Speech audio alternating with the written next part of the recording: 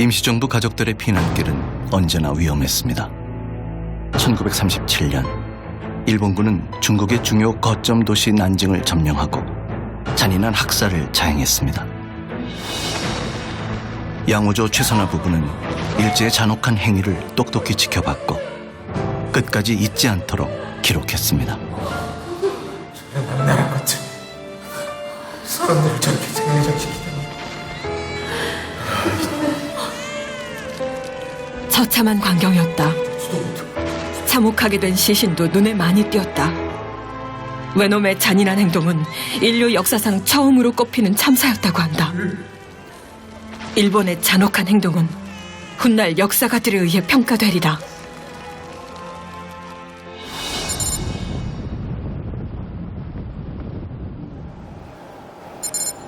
임시정부 요인들의 마지막 정착지 충칭에 도착했는데요. 26년간의 길고 긴 피난살이에 마침표를 찍은 뜻깊은 공간입니다. 여기가 바로 우리가 역사책에서만 보고 배워왔던 그 사진 속의 현장이네. 네. 우리가 마치 역사 속으로 들어온 것 같아요. 충칭 임시정부는 일제의 감시를 피하기 위해 주택가 골목 깊은 곳에 자리를 잡고 독립의 꿈을 이루기 위해 1940년부터 해방의 그 순간까지 항쟁과 외교를 펼쳤습니다. 앞이 보이지 않는 암담한 상황 속에서도 끝까지 변절하지 않았던 독립운동가들. 이곳에서 양우조 최선화 부부의 흔적도 찾을 수 있을까?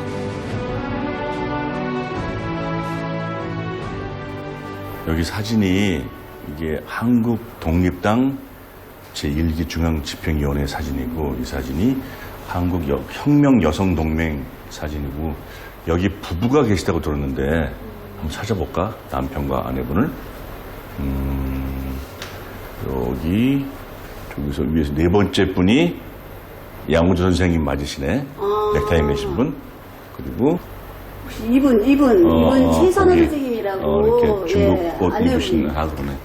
최선화 선생님이시고. 그러니까 이 부부가 타국 땅에서도 열심히 독립운동을 하신 거네. 응? 양우조는 뛰어난 외국어 실력과 협상 능력을 발휘해 연합국 측과 긴밀한 외교 활동을 전개했습니다. 부인 최선화는 정정화 연미당과 함께 애국 부인회를 재건하고 국내외 여성들의 독립운동을 이끌었습니다. 당대 최고의 엘리트 부부가 독립운동에 뛰어든 건 딸을 위한 선택이었습니다.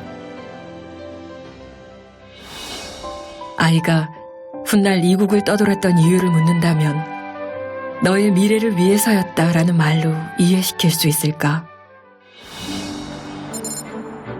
독립운동가 부부는 타국에서 나고 자란 아이를 어떻게 키웠을까? 15년 기한으로 임대한 이곳에서 한인 100여 명이 모여 살았다는데요. 지금은 비석만 하나 남아 있습니다.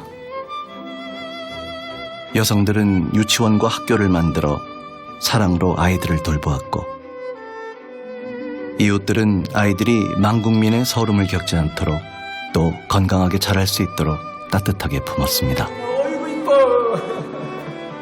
아기는 지가 제일 어렸어요. 그러니까 왜 아기들 보면은 이쁘지 않아요. 그리고 저 포동포동했어요. 저기 김구 선생님 무슨 뭐 이런 수염 난 그런 어르신들이 그저 안아서 뽀뽀를 그렇게 해줘요, 다들. 그래 나는 뽀뽀 많이 받았어요. 아이를 사랑하는 만큼 엄격하기도 했습니다. 민족혼을 잊지 않기 위해 3.1절, 개천절 행사는 꼭 치렀고 한글과 역사 교육을 철저하게 했습니다. 언젠가 다시 돌아갈 고국의 주인이 바로 아이이기 때문이죠.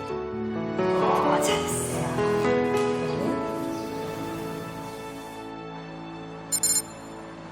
1940년대 임시정부 요인들이 활약했던 거리를 걸어봅니다. 중국 3대 화로 도시 충칭의 무더위는 때때로 적보다 무섭게 다가왔다고 합니다.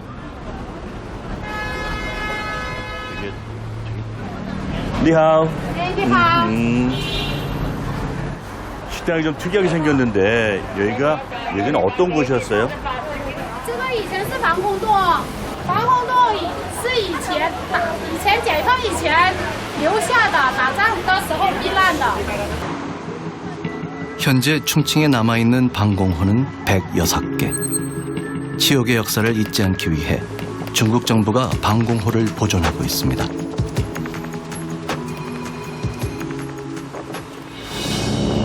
중일전쟁 당시 일본군은 충칭을 218차례 공습했습니다. 당시 동원된 비행기는 무려 9,513대. 무수한 사망자가 발생했고 도시는 처참하게 파괴됐습니다.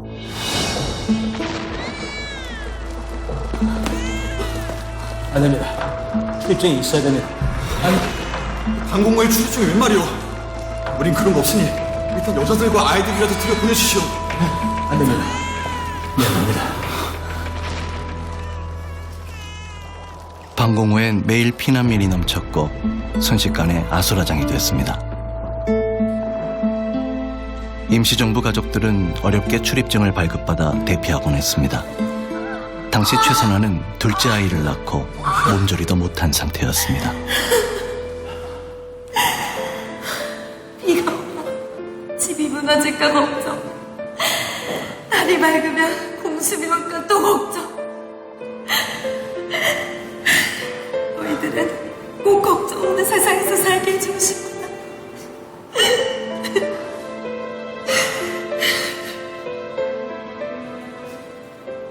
어머님이 93살에 돌아가셨어요. 그랬는데 한번 제가 여쭤봤어요. 내가 생각하기엔 너무 고생을 많이 하신 것 같다. 그런데 후회되지 않으시냐? 그랬더니 아니 그러셔요. 하면서 고생은 무슨 내가 할 일을 했지.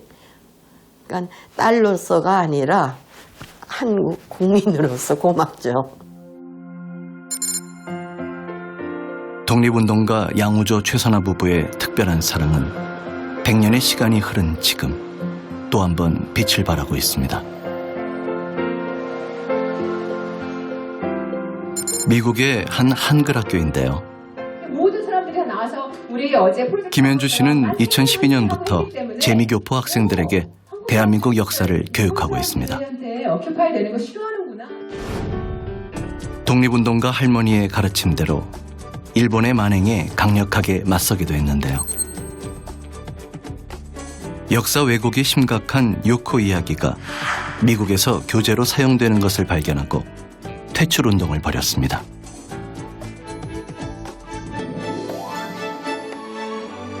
또한 김현주 씨는 교육위원으로 활동하며 미국 사회과 교과서에 한국 역사를 게재하는 운동을 펼치고 있는데요. 그녀의 노력이 벌써 하나둘 결실을 맺어가고 있습니다. 한국에 대한 책이 영어로 된 책이나 아무튼 한국을 소개할 수 있는 책들이 너무 없는 거를 봤어요. 그래서 이렇게 한국이 없구나. 한국을 알 수 있는 책도 없고 그게 너무 안타까웠어요.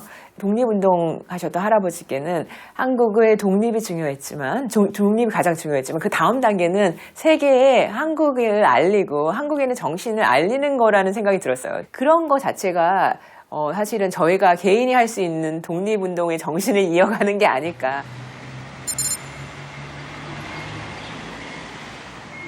중국 상하이에 남아있는 대한민국 임시정부의 또 다른 흔적을 찾아가는 길입니다. 100년 이상 됐다 그러시니까 공원이.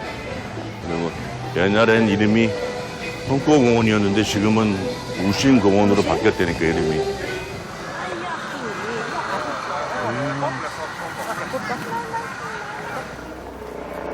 뭘 쓰시네? 한글인데? 한글인데요? 이게 뭐야? 와. 난세영웅, 윤봉길 의사, 영원히 기념, 정의, 믿음. 他的壮举，他就是个壮举了。哎，这个东西就是壮举。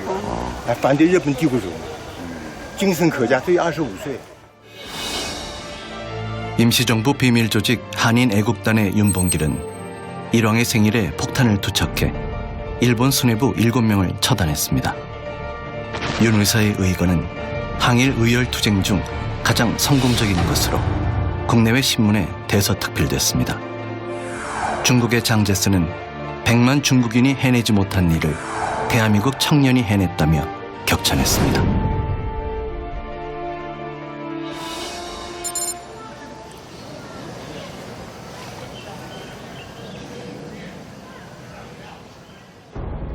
윤봉길 의사 기념관에는 그날의 흔적들이 고스란히 남아 있습니다.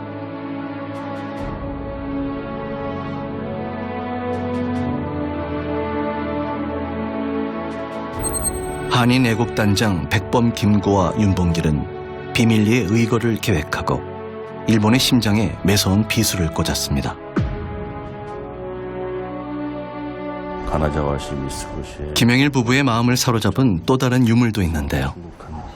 윤봉길 이 글귀가 돌아가시기 전에 이제 아들한테 쓴 편지인데 그냥 볼까? 너희도 만일 피가 있고 뼈가 있다면 반드시 조선을 위해 용감한 투사가 되어라. 나의 빈 무덤 앞에 찾아와 한 잔 술을 부어 넣어라. 그리고 너희들은 아비가 없음을 슬퍼하지 마라.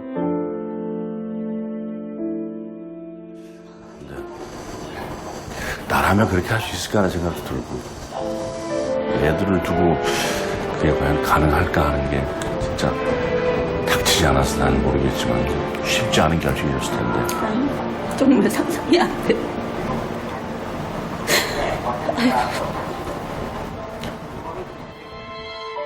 큰 결정이시지.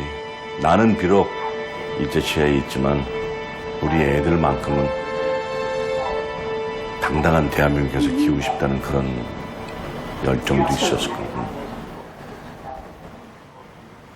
윤봉길 의사의 희생은 대한민국의 운명을 바꿔놓았습니다. 김구와 장제스는 비밀 회동에서 대한민국 임시정부의 경제적 지원과 한인 특별반 개설에 합의했습니다.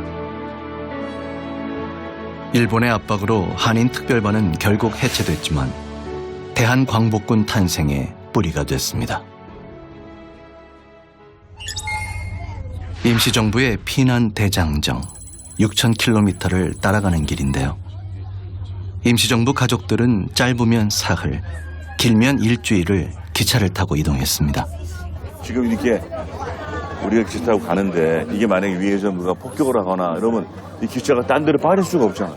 그럼 그대로 폭탄이 옆에 떨어지면 다행인 거고 여기 맞으면 그러니까 불안. 생사를 알 수가 없는 건데 그 얼마나 불안하고 초조하고 그랬겠어요.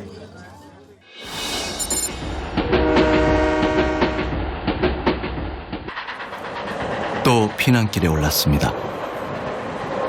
중국 정부에서 지원한 기차 한 량에 임시정부 가족 100여 명이 몸을 싣고 산수위로 향했습니다.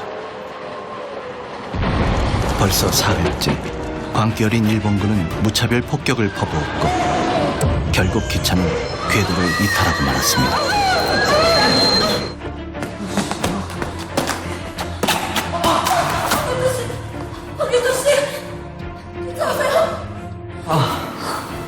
괜찮으세요?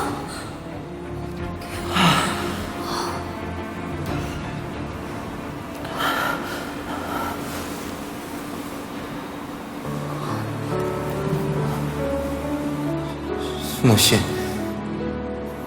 정말 고마워요.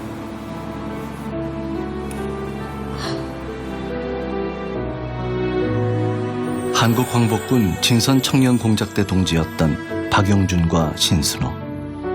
박영준은 부상당한 자신을 따뜻하게 보살펴준 신순호에게 반해 청혼을 했고 1943년 12월 12일 부부가 되기로 약속했습니다. 선생님, 저희 여시 결혼식에 와주셔서 정말 감사합니다. 축하하네. 12시에 예정된 결혼식. 그러나 오후 3시가 되도록 신랑은 나타나지 않았습니다.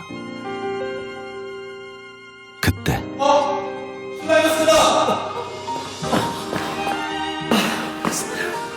죄송합니다. 광복권을 내만느라 좀 늦었습니다. 자네 오려라고 고생했네.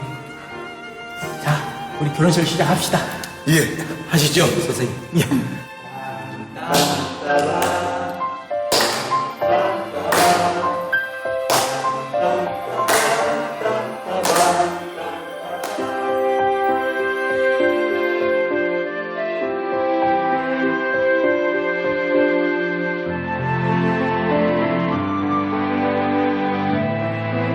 우리 두 사람이 오늘의 부부를 맺고 이 그걸로 증거를 삼음. 신순호는 독립운동가인 부모님을 따라 4살 때 상하이에 왔습니다. 중국인보다 중국어를 더 잘했던 신순호는 임시정부 외무부에서 정법과원으로 활약했습니다. 어머니는 김구 선생을 보필했고 아버지는 의사로 독립자금을 지원했습니다. 부모님이 그랬듯 신순호 박영준 부부는 대를 이어 독립운동의 동지가 됐습니다. 김구, 조소왕, 김원봉 등 많은 독립운동가들이 참석한 두 사람의 결혼식은 임시정부의 축제이기도 했습니다. 제가 자식이 5 있는데 독립운동에 미쳐 오늘 처음이자 마지막으로 자식의 결혼식을 지켜봤습니다.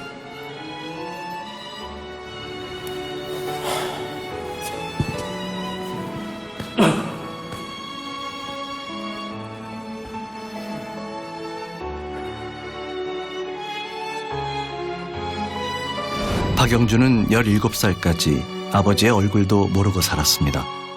아버지를 찾아 무작정 중국 난징에 왔고 독립운동을 시작했습니다. 서신을 전달하고 밀정을 추적하는 지하 공작원으로 활동했던 그는 본격적으로 독립운동을 하기 위해 중국 중앙군관학교에 입학했습니다. 어릴 적 성악가가 되고 싶었지만 조국의 독립을 위해 총을 잡았고 한국 광복군으로 성장했습니다.